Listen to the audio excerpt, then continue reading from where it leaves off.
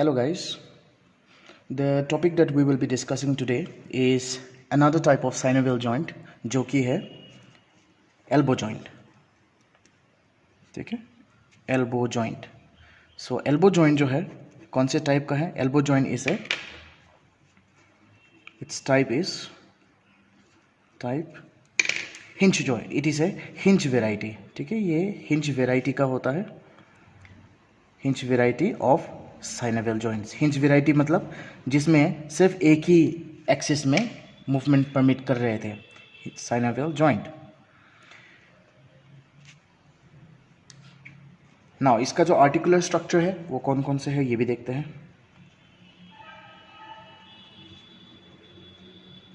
Articular structure है the lower end of humerus, right. इसमें lower end of humerus, basically the capitulum. lower end of humerus में दो structure होता है, the capitulum and the trochlea, है ना. दो स्ट्रक्चर्स होते हैं, the capitulum and trochlea. ये दो स्ट्रक्चर्स उसमें इन्वॉल्व हो रहे हैं ये ह्यूमरस के पार्ट में. ठीक है, लोअर एंड ऑफ ह्यूमरस उसमें कैपिटुलम और ट्रोक्लिया उसमें हेल्प कर रहे हैं. और दूसरा जो स्ट्रक्चर आर्टिकुलेट करेगा वो है अपर सरफेस ऑफ रेडियस, है ना, head of the radius. Upper surface of head of radius जो कि कैपिटुलम के साथ आर्टिकुलेट करता है. और दूसरा जो है वो है trochlear notch.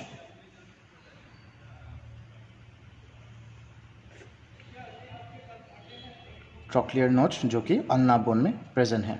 Now let me show you in the bones. Now ये ह्यूमरस, रेडियस एंड अल्ना मैंने ले रखा है. Now this is a bone of the left side. ठीक है, ये लेफ्ट हैंड का मतलब लेफ्ट अपर लिम्ब का बोन मैंने सिलेक्ट किया है यहाँ पे. तो यहाँ पे जो एल्बो जॉइंट बनेगा वो बनेगा हमारे आर्टिकुलेटिंग स्ट्रक्चर्स कौन कौन से हैं. अपर साइड में we have the lower end of humerus and lower side में we have the radius and the ulna. इस ह्यूमरस में कौन सा स्ट्रक्चर हेल्प कर रहा है वो है ये वाला structure. This is the capitulum.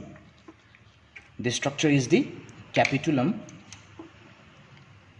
And this one is known as the trochlea. ये जितना आपको दिख रहा है ये ट्रोक्लिया. ठीक है, so this is the capitulum, this is the trochlea. ये दोनों स्ट्रक्चर्स ह्यूमरस के होते हैं या अपर पार्ट जो आर्टिकुलेट करेंगे, आई मीन जो अपर पार्ट जो लोअर एंड के साथ आर्टिकुलेट करेंगे. We have the trochlea and we have the capitulum. And lower end में कौन है, हम लोग बोल रहे हैं the upper surface of the head of the radius. ये देख सकते हो आप लोग, ये रेडियस का अपर सरफेस है और ये इसका हेड है, right. This is the head of the radius. इस रेडियस का जो ये अपर सरफेस है, ठीक है, ये जो कॉन्केविटी दिखाई दे रहा है आपको, ये इस ह्यूमरस के कैपिटुलम के साथ आर्टिकुलेट करते हैं इस तरह. ठीक है, ये यहाँ कैपिटुलम के साथ आर्टिकुलेट करेंगे. और दूसरा जो स्ट्रक्चर लोअर सरफेस में है वो है trochlear notch of ulna. Ulna का ट्रोक्लियर नॉच कौन सा होता है, ये वाला. This is the trochlear notch of ulna. ये ट्रोक्लियर नॉच क्या करेंगे, इस ट्रोक्लिया ह्यूमरस का जो ये ट्रोक्लिया है उसके साथ इस तरह से आर्टिकुलेट करेंगे, right. Okay, so I hope articulating structures of the elbow joint is clear, right? मैं आपको एक डायग्राम के थ्रू भी दिखाता हूँ. देखिए कौन कौन से स्ट्रक्चर्स आर्टिकुलेट कर रहे हैं. We have the capitulum of the humerus and the trochlea of the humerus, है ना, ये अपर सरफेस में मौजूद है. एंड लोअर सरफेस में head of the radius and the trochlear notch of the ulna, ये लोअर सरफेस में मौजूद है. इन दोनों के बीच में जो ये जॉइंट बन रहा है this is known as elbow joint. Okay, आइए अब देखते हैं हम लोग कैप्सूल कौन कौन से इसमें, नॉट कैप्सूल, कौन कौन से इसमें लिगामेंट्स मौजूद हैं. सो किसी भी जॉइंट को स्ट्रेंथ प्रोवाइड करने के लिए ऑब्वियसली लिगामेंट्स प्रेजेंट होगा. लिगामेंट्स जो है वो बोन टू बोन कनेक्ट करके रखते हैं. सो लिगामेंट्स, फर्स्ट लिगामेंट जो इसमें मौजूद है वो है कैप्सुलर लिगामेंट. ठीक है, कैप्सुलर लिगामेंट. ये कैप्सुलर लिगामेंट जो है इसी में मैं आपको एक्सप्लेन करने की कोशिश करता हूँ। ये कैप्सुलर लिगामेंट सुपीरियरली, देखिए कैप्सुलर लिगामेंट ऊपर भी अटैच होगा, नीचे भी अटैच होगा, राइट। कैप्सुलर लिगामेंट सुपीरियरली किस तरह से अटैच है, ये सुपीरियरली ये पूरे के पूरे लोअर एंड ऑफ ह्यूमरस में अटैच है, ये पूरा एरिया में अटैच है, ओके। ताकि ये देखिए, ये अगर मैं इस ह्यूमरस में अकेला दिखाऊं आपको, कैप्सुलर लिगामेंट जो है ये पूरा को पूरा एरिया को कवर करता है और पीछे भी इस पूरे एरिया को कवर करते हैं, ताकि trochlea, capitulum, the middle epicondyle, the lateral epicondyle, ये जो आपको फोसा दिखाई दे रहा है, ये छोटा सा fossa, this is known as the coronoid fossa, और ये जो फोसा आपको दिखाई दे रहा है, this is the radial fossa, है ना। सो ये कैप्सुलर लिगामेंट सुपीरियरली इस तरह से अटैच है कि ये सारा का सारा स्ट्रक्चर इसके अंदर आ जाते हैं, ओके। साथ ही साथ ये ओलेक्रिनॉन प्रोसेस भी, ये पूरा का पूरा अंदर आ जाता है, ओके। तो ये पूरा इस तरह से अटैच है कि ये पूरा का पूरा सुपीरियर सरफेस जो है कैप्सुलर लिगामेंट इस तरह से पकड़ लेता है और ये सारे के सारे स्ट्रक्चर्स जो है इसके अंदर आ जाते हैं और उसको हम लोग बोल देते हैं इंट्रा कैप्सुलर, ठीक है। तो सुपीरियरली ये ऑल दी स्ट्रक्चर्स जैसे कि कैपिटुलम हो गया, trochlea, radial fossa, coronoid fossa and olecranon fossa, ये सारा इंट्रा कैप्सुलर हो गया। ये देखिए, मैंने आपके एक डायग्राम बना के रखा है, ये बोन का एंटीरियर सरफेस बताया है, ठीक है। ये बोन का एंटीरियर सरफेस देखिए, ये जो ग्रीन में जो लिगामेंट दिखाई दे रहा है आपको, ये सारा का सारा स्ट्रक्चर्स एनगल्फ कर दिया, मतलब कवर कर दिया है। ये ट्रोक्लिया कवर हो गया, कैपिटुलम कवर हो गया, ओके। पीछे की तरफ जब हम लोग देखेंगे पोस्टीरियर सरफेस में, तो पोस्टीरियर सरफेस में ये पूरा का पूरा ओलेक्रिनॉन प्रोसेस इसमें अंदर आ जाता है, ओके। सो सुपीरियरली इसका जो अटैचमेंट है ये इसमें कैपिटुलम, उसके बाद ये trochlea, right, radial fossa, coronoid fossa और ओलेक्रिनॉन फोसा, ये सारे स्ट्रक्चर्स को इस तरह से इनगल्फ करेंगे कि ये 4 स्ट्रक्चर्स जो सामने दिख रहा है आपको और ये जो पीछे जो एक स्ट्रक्चर दिखाई दे रहा है, सॉरी, ये जो 4 स्ट्रक्चर्स आपको सामने दिखाई दे रहा है ना, ट्रोक्लिया दिख रहा है, coronoid process, radial capitulum and radial fossa, और पीछे ये ओलेक्रिनॉन फोसा, ये सारे के सारे स्ट्रक्चर्स इसके अंदर चले जाते हैं। माफ़ कीजिएगा, not the middle epicondyle and lateral epicondyle, इन दोनों स्ट्रक्चर्स को एनगल्फ नहीं करेगा, इसको कवर नहीं करेंगे, वो सिर्फ बाहर होता है, ठीक है। सो ये 5 स्ट्रक्चर्स जो है इसके अंदर आ जाता है, इसको हम लोग इंट्राकैप्सुलर बोल देते हैं। वो आपको इस डायग्राम में भी अच्छे से क्लियर हो जाएगा, राइट। ये तो हो गया सुपीरियर रिलेशन, सुपीरियर में वो किस तरह से अटैच है, और इन्फीरियर में वो किस तरह से अटैच है। इन्फीरियर में देखिए, इसमें पहले मैं आपको बोन में दिखा देता हूँ। इन्फीरोमीडियली, ठीक है, इन्फीरोमीडियल, देखिए ये अगर एक लेफ्ट साइड का बोन है, मतलब लेफ्ट साइड का अगर मैंने बोन लिया है, तो इसका इन्फीरियर मीडियल साइड कौन सा होगा, ये वाला होगा, राइट। ये तो लेटरल हो गया, ये वाला जो है ये पूरा मिडिल साइड में होगा, तो अल्ना में अटैचमेंट जो है वो इन्फीरियर होगा, राइट। सो इन्फीरोमीडियली ये किस तरह से अटैच है, ये पूरा का पूरा ये जो ट्रोक्लियर मार्जिन दिख रहा है आपको, है ना, ये हमारा ट्रोक्लियर नॉच है, इस ट्रोक्लियर नॉच के ये पूरे के पूरे मार्जिन इन्फीरोमीडियल ये पूरा को अटैच करेगा, लेकिन ये वाला जो मिडल साइड है इसको अटैच नहीं करेगा, ओके। ये जो मिडल साइड आपको दिखाई दे रहा है इसको अटैच नहीं करेगा, वो सिर्फ इसके ऊपर होता है। ये पूरा का पूरा margin of the trochlear notch except lateral side, इस इंफीरियर लेटरल में नहीं होता है, और वो जो लिगामेंट है वो ऊपर से ऊपर ट्रैवल करने के बाद इस एरिया में चला जाता है। ये जो हेड, ये जो आपको सर्कमफ्रेंस दिखाई दे रहा है रेडियस का, इस सर्कमफ्रेंस में एक और लिगामेंट होता है जिसको हम लोग एनुलर लिगामेंट बोलते हैं, वो उस एनुलर लिगामेंट में जाके इस तरह से राउंड कर लेगा। याद रखिएगा, हमारा जो ये लिगामेंट है कैप्सुलर लिगामेंट, ये रेडियस को टच नहीं करता है, रेडियस को होल्ड नहीं करता है, सिर्फ रेडियस के इस ऊपर में जो एनुलर लिगामेंट है उसको ये बाइंड करता है, उसमें जाके ये अटैच होता है, ओके। मैं आपको डायग्राम के थ्रू दिखाता हूँ। ये देखिए, इंफीरियर में ये पूरे के पूरे मार्जिन ऑफ ट्रोक्लियर नॉच, ये ट्रोक्लियर नॉच है, ट्रोक्लियर नॉच का देखिए ये इंफीरियर मिडल साइड हो गया, पूरा मिडल साइड को कवर किया, राइट। लेकिन देखिए इस इंफीरियर साइड को नहीं टच किया और ये सीधा चला गया रेडियस के इस एनुलर लिगामेंट के ऊपर वाले एरिया में, तो ये रेडियस को भी टच नहीं करेगा, लेकिन रेडियस के ऊपर जो ये एनुलर लिगामेंट है सिर्फ उसको टच करेगा और वो इससे पकड़ के रखेगा, ओके। क्योंकि देखिए, अगर ये हमारा कैप्सुलर लिगामेंट अगर इस इंफीरियर लिगामेंट ये पूरे एरिया को अटैच कर लेगा, ठीक है, अगर मान लीजिए पूरा अटैच कर लेगा तो ये जो जॉइंट है, हमें पता है रेडियस और अल्ना के बीच में भी एक जॉइंट है जिसको हम लोग सुपिनेशन बोलते हैं, है ना। और सुपिनेशन हमारे बॉडी के लिए बहुत इंपॉर्टेंट है, हमारे डेली एक्टिविटीज़ के लिए बहुत इंपॉर्टेंट है। खाना खाते हैं हम लोग उससे, स्क्रू टाइट हो करते हैं, मतलब बहुत सारे फंक्शन हम लोग सुपिनेशन एंड प्रोनेशन से करते हैं। तो अगर यहाँ पे वो ट्रोक्लिया मतलब ये कैप्सुलर लिगामेंट इसको बाइंड कर लेगा तो बहुत टाइटली अगर बाइंड हो जाएगा तो जॉइंट जो है मूवेबल नहीं हो सकता, इसीलिए यहाँ पे ये लिगामेंट अटैच नहीं है। Okay, so this is about the capsular ligament. ये देख लीजिए, एंटीरियरली ये पूरा का पूरा अटैच किया ताकि radial fossa, coronoid fossa, capitulum और ट्रोक्लिया इसके अंदर आ गया। पोस्टीरियरली भी ये पूरा एंगल्फ किया, राउंड किया ताकि ओलेक्रेनॉन फोसा जो है उसके अंदर आ जाए, ताकि ये चारों के चारों स्ट्रक्चर एंटीरियर में और ये स्ट्रक्चर पोस्टीरियर में इंट्राकैप्सुलर हो जाए। और इन्फेरोमीडियली ये पूरा का पूरा ट्रोक्लियर मार्जिन को कवर किया, इन्फ्रोलेटरल को छोड़ दिया और रेडियस के ऊपर जो एनुलर लिगामेंट है उसके सुपीरियर मार्जिन में जाके कवर कर दिया। I hope this is clear. This is the first ligament जो कि है कैप्सुलर लिगामेंट।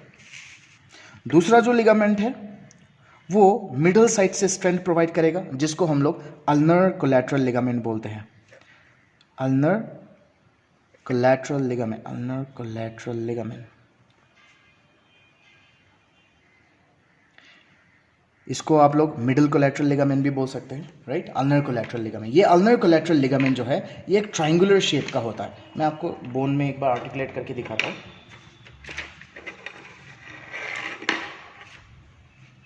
राइट, सो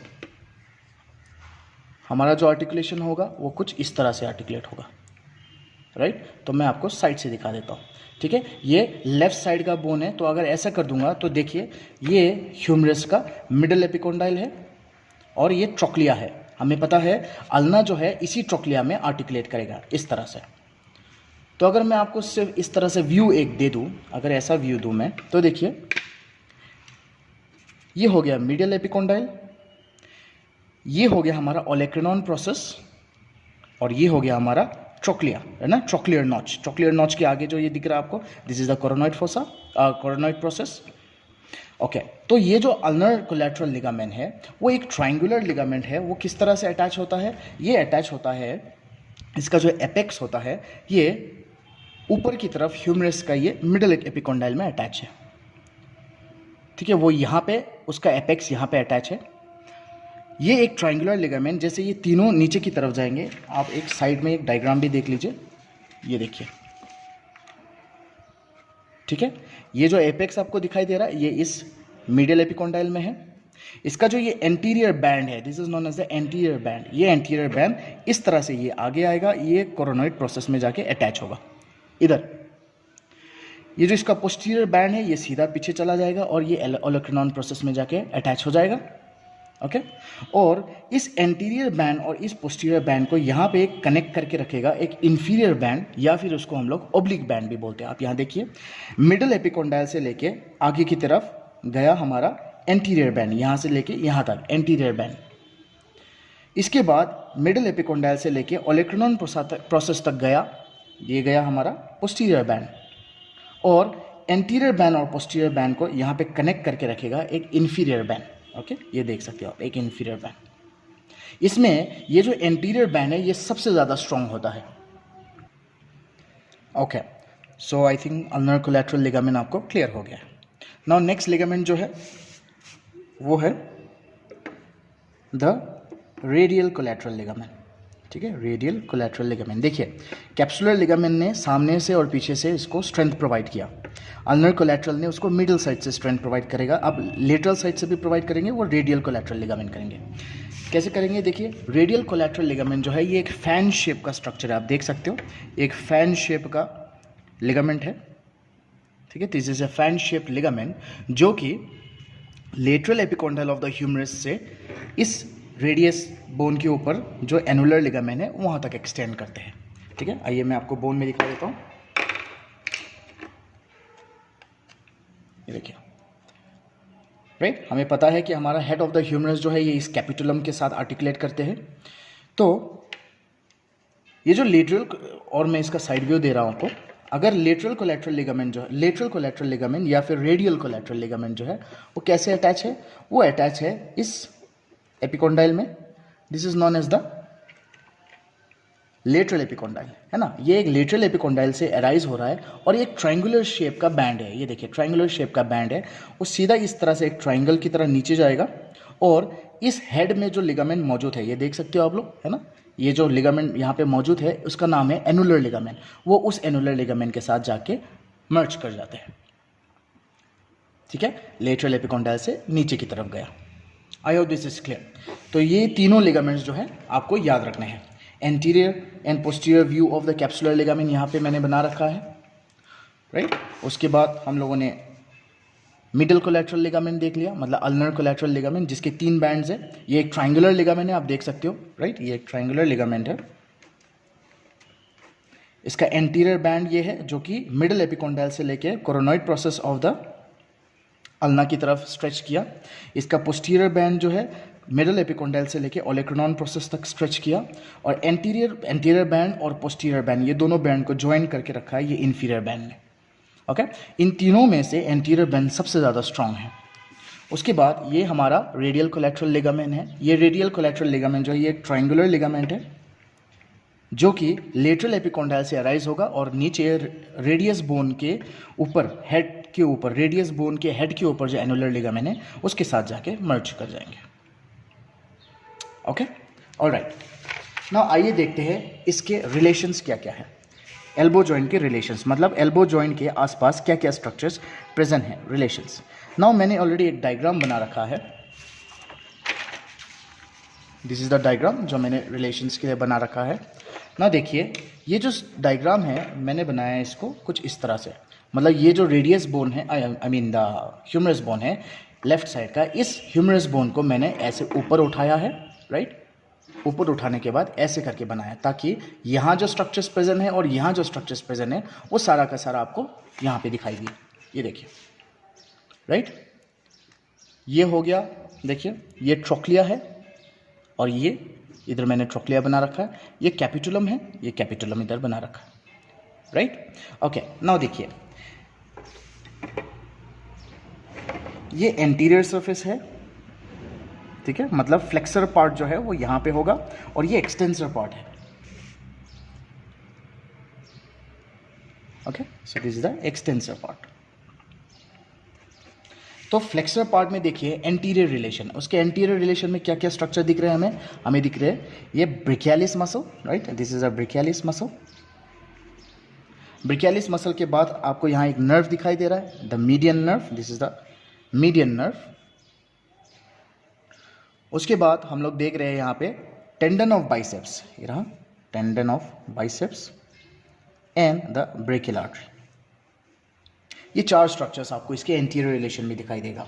तो देखिए जॉइंट कैप्सूल को और tendon of biceps, brachial artery और मीडियन नर्व को किसने सेपरेट किया? ब्रेकियालिस मसल ने सेपरेट करके रखा है। So this is the anterior relation. आइए पोस्टीरियर रिलेशन देखते हैं, वेरी इजी। देखिए पोस्टीरियर रिलेशन में क्या क्या होगा, टेंडन ऑफ ट्राइसेप्स एक स्ट्रक्चर यहाँ पे दिखाई दे रहा है और ये हमारा एंकोनियस मसल, ये 2 स्ट्रक्चर्स आपको पोस्टीरियर रिलेशन में दिखाई देगा। वेरी इजी है ना, ये डायग्राम प्रैक्टिस कर लीजिए, बहुत इजी, आप सब कुछ एक्सप्लेन कर पाओगे। ये डायग्राम मैंने विश्राम सिंह के बुक से बनाया यहाँ। इसके मीडियल रिलेशन देख लेते हैं, है ना। ये मिडल साइड का रिलेशन हो जाएगा। मिडल साइड में क्या क्या देख पा रहे हैं हम देख रहे हैं फ्लेक्सर कार्पी अल्नेरिस मसल, ये देखो this is the flexor carpi ulnaris muscle. Next उसके बाद ये हमारा कॉमन फ्लेक्सर ओरिजिन है, कॉमन फ्लेक्सर ओरिजिन भी हमें यहाँ पे दिखाई देगा। उसके बाद अल्नर नर्व, ये देखिए मिडल साइड में अल्नर नर्व प्रेजेंट है। हमें अच्छे से पता है कि ह्यूमरस के मिडल साइड में अल्नर नर्व मौजूद है, मिडिल एपिकोंडाइल के पीछे, और उसमें अगर कोई भी सेंसेशन मिल जाए उसको तो यहाँ पे टिंकलिंग सेंसेशन हमें महसूस होता है, इसीलिए ह्यूमरस को हम लोग फनी बोन भी बोलते हैं, ओके। सो अल्नर नर्व भी आपको मिडल साइड में दिखाई देंगे। तो ये हमारा मिडिल रिलेशन हो गया। एंड लेटरल रिलेशन में क्या क्या स्ट्रक्चर आपको दिखाई देंगे, लेटरल साइड में कॉमन एक्सटेंसर ओरिजिन आपको दिखाई दे रहा है ना, जहाँ से सारे एक्सटेंसर मसल्स के ओरिजिन होते हैं। कॉमन एक्सटेंसर ओरिजिन आपको वहाँ पे दिखाई देगा। उसके साथ साथ आपको एक और बड़ा यहाँ पे मसल दिखाई दे रहा है, this is the extensor कार्पी radialis Brevis, ठीक है। ये एक मसल एक्सटेंसर कार्पी रेडियालिस ब्रेविस। इसके साथ साथ सुपिनेटर मसल, ये भी हमें लेटरल साइड में दिखाई देता है, ठीक है, सुपिनेटर मसल जो कि रेडियल कोलैटरल लिगामेंट से एराइज करते हैं, ठीक है, तो वो नीचे की तरफ होगा, तो लेटरल साइड में सुपिनेटर मसल भी आपको दिखाई देगा। So this are the relations, anterior, posterior, medial and lateral. Anterior में कौन कौन से हैं? एंटीरियर में we have the brachialis muscle, tendon of biceps, the brachial artery and then the median nerve. Posterior में we have the tendon of triceps and anconeus. Medial में we have the flexor carpi ulnaris, common flexor origin and then the ulnar nerve, है ना, ये structure हमें दिखाई दे रहा है। एंड लेटरल में जो हमें दिखाई देगा वो है एक्सटेंसर कार्पी रेडियलिस ब्रेविस का मसल, सुपिनेटर मसल एक होगा and extensor the common extensor origin. ये सारे हमें लेटरल स्ट्रक्चर्स में दिखाई देते हैं, ठीक है। So this are the relation of the elbow joint. Next structure या नेक्स्ट टॉपिक जो हम देखेंगे वो है ब्लड सप्लाई। एल्बो जॉइंट को ब्लड सप्लाई कैसे मिलता है? नाउ एल्बो जॉइंट का जो ब्लड सप्लाई है वो ब्रेकियल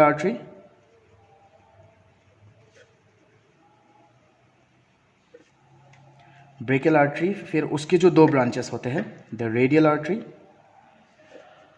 एंड अल्नर आर्टरी, है ना, ये ब्रेकियल आर्टरी के दो ब्रांचेस हैं। तो इन तीन ब्रांचेस जब मिलते हैं तो एल्बो के अराउंड में एक एनास्टोमोसिस बनाते हैं, जिसको हम लोग बोलते हैं anastomosis around the elbow joint, right, anastomosis around the elbow joint.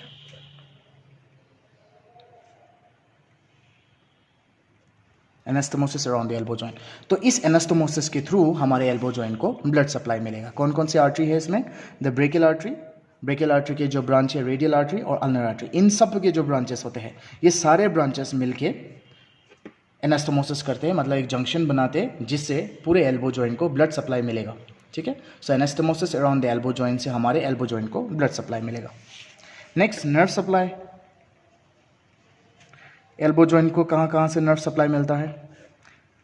We have the median nerve, ठीक है, मीडियन नर्व हो गया, अल्नर नर्व हो गया, मीडियन नर्व, अल्नर नर्व, फिर रेडियल नर्व भी इसको ब्रांच देगा थ्रू एंकोनियस, है ना, and fourthly we have musculocutaneous nerve, musculocutaneous भी, द मस्कुलोक्यूटेनियस नर्व। ये चार नर्व जो है हमारे एल्बो जॉइंट को नर्व सप्लाई प्रोवाइड करता है, ulnar nerve, median nerve, radial nerve and musculocutaneous nerve. Lastly देखते हैं कि हमारे ये जो एल्बो जॉइंट है, आइए देखते हैं एल्बो जॉइंट में क्या क्या मूवमेंट्स परमिट कराया जाता है। मूवमेंट्स नाउ, जैसे कि हमें पता है एल्बो जॉइंट जो है ये एक हिंज वैरायटी का स्ट्रक्चर है, राइट। एल्बो जॉइंट जो है ये एक हिंज वैरायटी का है, और हिंज वैरायटी में कौन कौन से मूवमेंट्स होते हैं? हिंज वैरायटी में यूनी एक्सल मूवमेंट प्रोवाइड किया गया है। यूनी एक्सल मतलब सिर्फ एक ही डायरेक्शन में, इसका मतलब है वो ट्रांसवर्स एक्सिस में मूवमेंट होता है, जो कि है हमारा फ्लेक्शन एंड एक्सटेंशन, राइट। सो पहला मूवमेंट जो है वो है फ्लेक्शन। दो ही मूवमेंट हो सकते हैं यहाँ पे, फ्लेक्शन और एक्सटेंशन। तो हमें देखना है कौन कौन से मसल काम करते हैं। तो फ्लेक्शन में जो मसल्स हेल्प करते हैं वो है brachialis muscle, flexion of the elbow में काम करते हैं, एल्बो जॉइंट में। उसके बाद बाइसेप्स ब्रेकियाई, ये भी हेल्प करते हैं। And lastly we have the brachioradialis. ये तीन muscles, brachialis muscle, biceps brachii and the brachioradialis muscle, ये तीनों मसल्स एल्बो जॉइंट में फ्लेक्शन परमिट करते हैं, फ्लेक्शन को असिस्ट करते हैं। और एक्सटेंशन किसकी वजह से होता है? एक्सटेंशन होता है ट्राइसेप्स मसल एंड एंकोनियस मसल। ये दो मसल्स जो है हमारे एक्सटेंशन में हेल्प करते हैं। So this is all about elbow joint, ठीक है। एल्बो जॉइंट में आपको इतना पढ़ना है। नाउ एल्बो जॉइंट के साथ साथ एक छोटा सा टॉपिक कभी कभी पूछ लिया जाता है, जिसको हम लोग कैरिंग एंगल बोलते हैं ना। ये शॉर्ट आंसर्स में कभी कभी आ जाते हैं कैरिंग एंगल। बहुत सारे लोगों को अभी भी कन्फ्यूजन है कि ये कैरिंग एंगल होता क्या है ना। कैरिंग एंगल जो है ना, अगर आप ठीक से देखोगे, हमारा जो आर्म है, राइट, जस्ट रफ एग्जाम्पल और रफ डायग्राम, अगर ये हमारा आर्म है तो ये हमारा फोर आर्म है। तो आप देख सकते हो long axis of the arm जो है ना, अगर इसका मैं एक लॉन्ग एक्सिस ड्रॉ करूँ तो long axis of the arm ऐसे होगा, और फोर आर्म का लॉन्ग एक्सिस कहाँ होता है? फोर आर्म का लॉन्ग एक्सिस ये दिख रहा है आपको, ये देखिए, राइट, ये आर्म का लॉन्ग एक्सिस है और ये फोर आर्म का लॉन्ग एक्सिस है। तो इन दोनों एक्सिस के बीच में जो ये एंगल बन रहा है, इसको हम लोग कैरिंग एंगल बोलते हैं। This is known as carrying angle, right. और ये जो कैरिंग एंगल है, ये इसका जो वेरी होता है वो 10 से लेकर 15 डिग्री में इसका रेंज होता है, और ये फीमेल्स में बहुत ज़्यादा होता है। ये 10 से 15 जो है हम लोग मेल्स में काउंट करते हैं, ओके। फीमेल्स में ये मोर देन 15 डिग्री होता है, ठीक है, ये मोर देन 15 डिग्री होता है फीमेल्स में। कैरिंग एंगल फीमेल्स में बहुत ज़्यादा होता है। वाई? बिकॉज फीमेल्स में वाइडर पेल्विस होता है, राइट। फीमेल्स के जो पेल्विस होता है वो वाइड होता है। तो जब भी कोई काम होता है, जैसे कि बकेट उठाना या कुछ भी काम कर रहे हैं जहाँ पे हम लोग फोरआर्म का बहुत यूज़ करते हैं, तो फीमेल्स के पेल्विस में ना लग जाए और उनका पेल्विस उसको प्रॉब्लम ना क्रिएट करे या इंटरप्ट ना करे, इसीलिए फीमेल का जो ये कैरिंग एंगल है ये बहुत ज़्यादा है, ठीक है, ओके। नाउ बहुत बार क्वेश्चन ये पूछा जाता है कि ये जो कैरिंग एंगल हुआ है ये क्यों हुआ है, ओके। कैरिंग एंगल जो है ये ऐसा क्यों बना है? तो इसका आंसर जो है वो ये है कि ह्यूमरस बोन जो है, ह्यूमरस बोन में अगर आप lower end of the humerus देखोगे तो वहाँ पे एक स्ट्रक्चर है जिसको हम लोग ट्रोक्लिया बोलते हैं ना। याद रखिए, ट्रोक्लिया जो है हमारा वो सिर्फ इतना है, यहाँ से लेके यहाँ तक, है ना, दिस इज द ट्रोक्लिया, और ये हमारा कैपिटुलम है। तो कैपिटुलम ट्रोक्लिया जो है, इसमें आपको दो फ्लंच दिखाई दे रहा है, दो स्ट्रक्चर दिखाई दे रहा है, इनको हम लोग फ्लंच बोल देते हैं। ये जो फ्लंच है ये लेटरल फ्लंच है, ओके, और ये हमारा मीडियल फ्लंच है। तो इसमें आप साफ तौर से देख सकते हो ये जो मिडल फ्लंच है ये लेटरल फ्लंच से थोड़ा सा नीचे जा रखा है ना। ये और ये मिडल वाला जो फ्लंच है ये एक लेवल पे नहीं है। मिडल फ्लंच और लेटरल फ्लंच जो है, ये मिडल फ्लंच जो है ये लगभग 6 मिलीमीटर्स, ठीक है, ये लगभग 6 मिलीमीटर्स इस लेटरल फ्लंच से डीप होता है, ठीक है। तो यही रीज़न है कैरिंग एंगल फॉर्म करने का, ठीक है। कैरिंग एंगल क्या है? कैरिंग एंगल जो है इस आर्म और एल्बो में, फोर आर्म में जो लॉन्ग एक्सिस है, इन लॉन्ग एक्सिस के बीच में एक एंगल होता है। ये एंगल क्यों हुआ है? ये एंगल हुआ है इस ह्यूमरस के ट्रोक्लिया की वजह से। ट्रोक्लिया का जो ये मिडल फ्लंच है ये इस लेटरल फ्लंच से 6 मिलीमीटर डीपर होता है, उसी की वजह से हुआ है, ठीक है। और जब हम लोग कभी प्रोनेशन करते हैं एक्शन या फिर फुल फ्लेक्शन करते हैं तो ये जो कैरिंग एंगल है वो गायब हो जाता है, ठीक है। कैरिंग एंगल जो है ये डिसअपियर हो जाएगा जब हम लोग प्रोनेशन करते हैं एंड फुल फ्लेक्शन। जब प्रोनेशन एंड फुल फ्लेक्शन करते हैं तब हमारा कैरिंग एंगल जो है ये डिसअपियर हो जाता है, ठीक है। तो आपको यही याद रखना है कि कैरिंग एंगल क्या है, कैरिंग एंगल किसकी वजह से हुआ है। वो 6 मिलीमीटर्स ट्रोक्लियर फ्लंच, जो मिडल ट्रोक्लियर फ्लंच जो 6 मिलीमीटर्स डीपर है लेटरल फ्लंच से, उसकी वजह से हुआ है।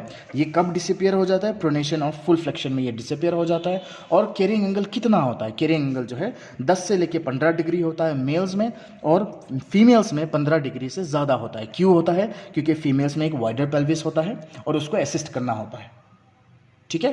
तो आई होप ये टॉपिक जो है आपको क्लियर हो चुका है elbow joint and carrying angle का। If not, please feel free to put in the comment box and I will make sure कि मैं आपको रिप्लाई करूं। Thank you so much for watching.